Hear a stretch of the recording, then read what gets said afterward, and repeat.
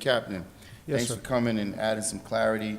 It's actually a pleasure to finally get an opportunity to meet you formally because, so what you're stating is that once the new list comes out, everyone dies on the former list, including those that were certified? If the vacancies that are going to be filled are occurred when the new list comes out, after the new list comes out. So if you had 3 vacancies during the old list and you certified 3, 4, 5 people, whatever, you could promote within that 90-day period, the people from the old list because those vacancies existed during the life of that list.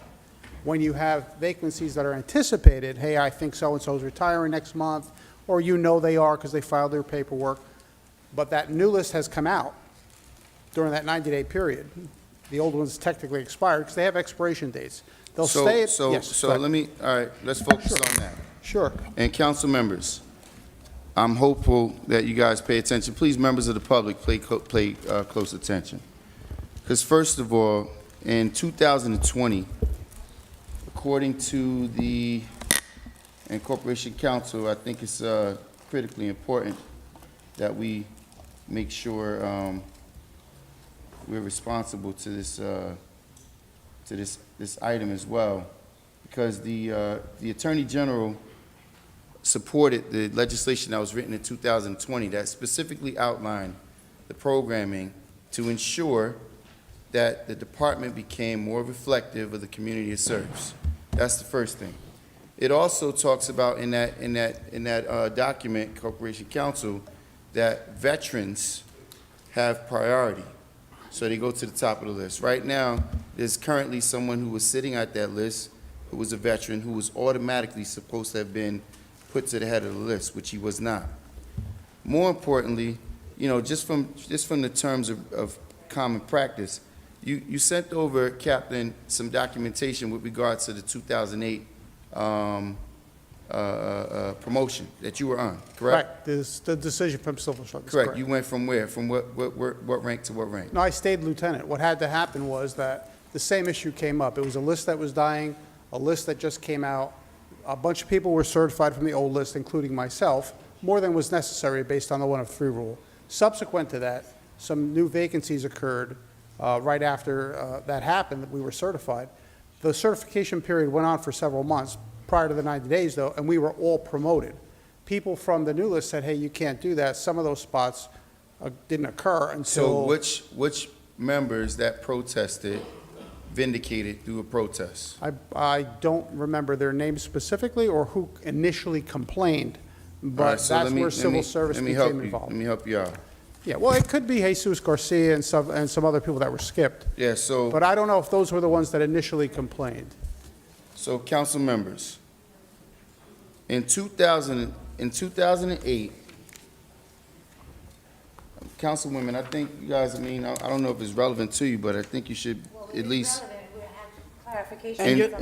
in 2008, in 2008, there were 2 lists that people were promoted from. In fact, the captain here was on the list at number 5, and he was not promoted, he was passed over. But in fact, he was promoted that same day off of the new list. Then you had the 2 names that's at 9 and 10 that were also skipped over by the rule of 3. And Councilwoman Davila and Councilwoman Mims, I don't know if you guys recall this, but we've been repeatedly told that we have never utilized the rule of 3. Here's an example of when they used the rule of 3 twice in the same promotion. I can explain that, Councilman. I'm sorry? I can explain that. What happened... All right, 1 second. I'll give you an opportunity to explain. Absolutely, sir. But, so, at 9 and 10, those 2 individuals were passed over, and then the captain was then promoted at number 14, which is not included on this list, but I have that list as well.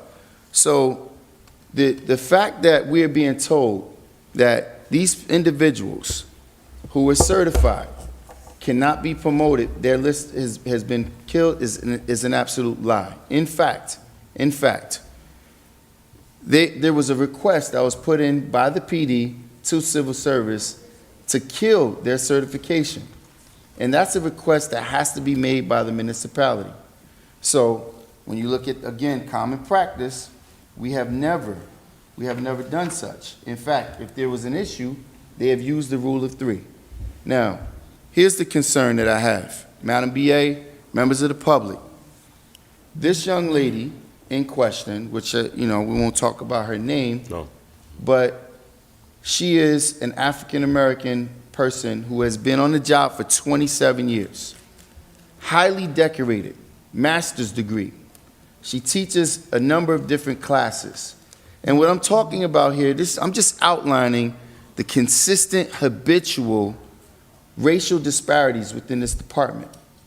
Because here this woman was, she bust her hump, she's at number 2, and instead of making her, they closed the list intentionally. Now, the communication that the captain sent was on the 4th of November.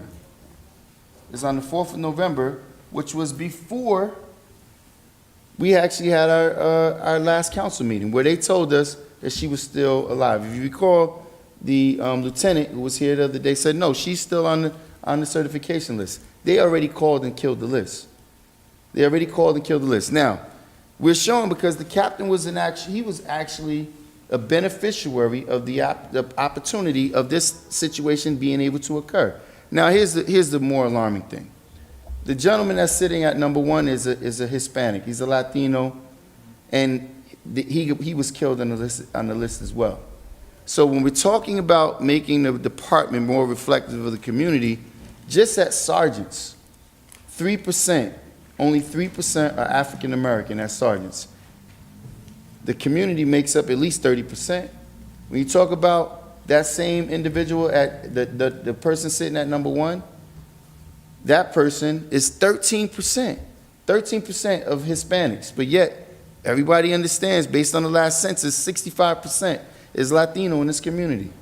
So I'm just curious, Captain, because I'm really feeling as if I've been given some misguided information. Sure. I'm reading right here, according to NJSA 5217B-4.10, where the Attorney General specifically outlined a mandate saying that the department must not only create a protocol, create programming, but it must report on that yearly. We have not received that.